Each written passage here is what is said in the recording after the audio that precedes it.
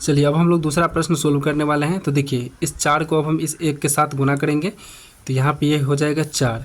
अब 4 का हम लोग क्या करेंगे, इसका गुणनखंड करेंगे। 4 का गुणनखंड करेंगे तो 2 से लगेंगे, 2 दूनी 4। तो अब देख सकते हैं 2 और 2 यहाँ पे आया। इसी 2 को चाहे जोड़ करके चाहे घटा करके हमको इतना लाना है, यानी कि 4 लाना है, माइनस में 4s। तो देखिए 2 को प्लस हम 2 जोड़ते हैं तो हो जाता है 4, लेकिन हमको चाहिए कि इसमें माइनस में चाहिए, तो इस 2 को भी माइनस में रखेंगे और इसको भी हम माइनस में रखेंगे। तो दोनों 2 माइनस है तो दोनों यहाँ पे 4 माइनस हो गया ना, 2 रुपया कर्जा था फिर 2 रुपया कर्जा हुआ तो दोनों कर्जा में ही होगा। तो अब इसको हम ऐसे लिख सकते हैं 4s² माइनस में 2s, फिर माइनस में लिखेंगे 2s और प्लस में लिखेंगे 1, बराबर में इसके हम लिखेंगे 0। अब यहाँ पे देखिए कॉमन में हम उसी को रखते हैं जो दोनों में हो। इस दोनों को मिला करके हम किसी को कॉमन लेंगे, फिर इस दोनों पद को मिला करके। अब यहाँ पे देखिए सबसे पहले तो आप s देखिए, जिसको हम कहते हैं चर पद, जिसका मान बदलता रहता है। तो ये s है, देखिए s इसमें भी है और s इसमें भी है, तो इस दोनों में से हम s कॉमन तो रखेंगे। फिर अंक को देखिए यहाँ पे 4 है और यहाँ पे 2 है, मतलब ये 4 भी एक से कट किसी अंक से कट रहा है, जैसे 2 से कट रहा है और 2 खुद 2 से कट ही रहा है, तो मतलब कि 2 से दोनों अंक कट रहा है। तो यहाँ पे हम 2 भी कॉमन लेंगे और s दोनों जगह है तो s भी कॉमन लेंगे। अब देखिए 2 से इस 2 में भाग लगेगा तो 2 दूनी 4, तो यहाँ पे क्या बच जाएगा, 2 बच जाएगा। एक s से एक s कट गया तो क्या बच जाएगा, एक s बच जाएगा। अब यहाँ पे देखिए यहाँ पे 2s है, 2s है, तो 2 इससे कॉमन ले लिए तो 2 कट गया और s से एक s कट गया, तो अब यहाँ पे क्या बच गया, 1 बच गया। यहाँ पे कुछ नहीं बचा है तो 1 बचा है। अब देखिए यहाँ पे 2s पहले से है, अब यहाँ पे 2s मतलब यहाँ पे 2s माइनस 1 आया और यहाँ पे 2s प्लस 1 है। तब यहाँ पे अगर हम माइनस रखेंगे तो माइनस प्लस माइनस तो हो जाएगा, यहाँ पे माइनस रखते हैं और यहाँ पे 2s प्लस 1 है, तो यानी कि ये जो अंक है वही अंक यहाँ भी है। तो हम कुछ नहीं लेंगे, सिर्फ 1 हम यहाँ पे कॉमन लेंगे तो वो इतना ही आ जाएगा 2s, और यहाँ पे माइनस है और ये प्लस है, दोनों का अगर गुना करेंगे तो माइनस प्लस माइनस होगा और यहाँ पे माइनस में 1 लिखाएगा बराबर में 0। एक 2s और माइनस 1 ये बाहर में है तो इसको एक बार रख लीजिए, 2s माइनस 1 इसको एक जगह रखेंगे और फिर ये 2s माइनस 1 है इसको एक जगह रखेंगे, बराबर हम यहाँ पर रखेंगे 0।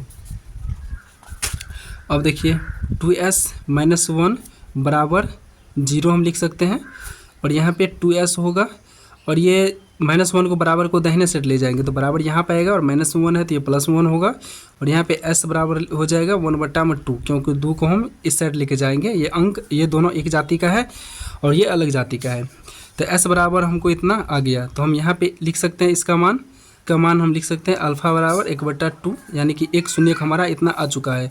अब हम लोग दूसरा शून्य निकालने वाले हैं, यहाँ पे 2s माइनस 1 फिर बराबर लिखेंगे यहाँ पे 0। अब ये होगा फिर 2s बराबर ये 1 इस साइड जाएगा तो प्लस में आएगा, फिर s बराबर क्या हो जाएगा 1/2, फिर ये दूसरा शून्यक मिला हमको 1/2, यानी कि दोनों शून्यक बराबर है। अब चलिए हम चेक करते हैं कि क्या ये हमारा आंसर सही है। तो अब यहाँ पे हम लिखेंगे जांच, ठीक है। अब यहाँ से a और b का मान हमको चाहिए, तो देखिए जो x² और या फिर s² के गुणांक में होगा वही होगा क्या a, यानी कि अचर पद के जो गुणांक में रहता है स्क्वायर वाला उसके साथ जो गुना रहता है, मतलब अचर पद के स्क्वायर के साथ जो गुना रहता है वो a होता है। तो यहाँ पे हम इसमें a रखेंगे, द्विघात बहुपद की बात कर रहे हैं। और यहाँ पे देखिए फिर 4s है, यहाँ पे 4s, तो इसके साथ जो भी गुणांक में है तो पहले तो हम a का मान लिख देते हैं, a बराबर हो जाएगा कितना में 4, और ये है b का मान है तो b का मान बराबर कितना हो जाएगा माइनस में 4 होगा, और c बराबर ये जो है c बराबर क्या होगा 1 हो जाएगा। तो देखिए तो पहले जांच करते शून्यकों का योगफल हम देखते हैं, तो यहाँ पर लिखेंगे शून्यकों का योगफल। शून्यकों का योगफल क्या होता है, अल्फ़ा प्लस बीटा बराबर होता है माइनस में b/a। अब यहाँ से अल्फ़ा का मान रख दीजिए, अल्फ़ा का मान कितना है 1/2 है, यहाँ पे लिखेंगे हम प्लस, फिर बीटा का मान कितना है 1/2 है तो यहाँ पर रखेंगे 1/2, माइनस का b का मान तो वैसे भी माइनस में है तो पहले माइनस लगाएंगे, माइनस में 4 और बट्टा में a का मान कितना है 4। अब यहाँ देखिए इस ये तो भिन्न जोड़ हो गया, भिन्न का जोड़। अब यहाँ पे इस दोनों 2 का लघुत्तम करेंगे तो हो गया 2 से भाग देंगे 2 में तो एक ही बार में कटेगा तो 1 यहाँ भी आएगा, 2 एकम 2 तो 1 यहाँ भी आएगा, बराबर इस माइनस से इस माइनस में गुना होगा तो ये प्लस हो जाएगा, तो प्लस में 4/4 होगा, ये हो जाएगा 1 दोनों को जोड़ेंगे। देखिए इस 1 को और 1 को जोड़ेंगे तो ये हो जाएगा 2 बट्टा में ये रहेगा 2, फिर हो जाएगा 4/4 है।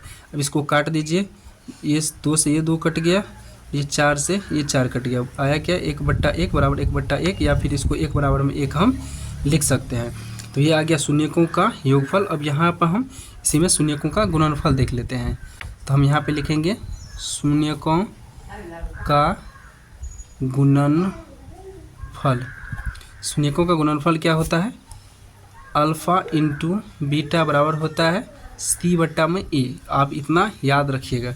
अब अल्फ़ा इंटू बीटा, तो अल्फ़ा का मान यहाँ पे क्या है, अब देखिए अल्फ़ा का मान है 1/2, गुना का चिन्ह आएगा बीच में, फिर बीटा का मान भी 1/2 है, बराबर में C का मान कितना है 1 है, और A का मान कितना है यहाँ पे 4 है। अब ये तो कटेगा नहीं, तो ऊपर ऊपर अंश को अंश से गुना कर दीजिए तो हो जाएगा 1, 1 का 1 से गुना होगा तो 1 ही होगा, और 2 को 2 से गुना करेंगे तो होगा 4, बराबर में 1/4। अब तो ये देख सकते हैं कि ये हमारा मतलब सत्य है, जो भी हमने गुणांक शून्यक निकाला था। अब यहाँ पे शून्यक का आंसर क्या होगा हमारा, तो देखिए पहला शून्यक ये है 1/2, तो ये 1/2 इसका एक शून्यक होगा, और फिर 1/2 दोनों सेम शून्यक है। तो ये दूसरा का ये प्रश्नावली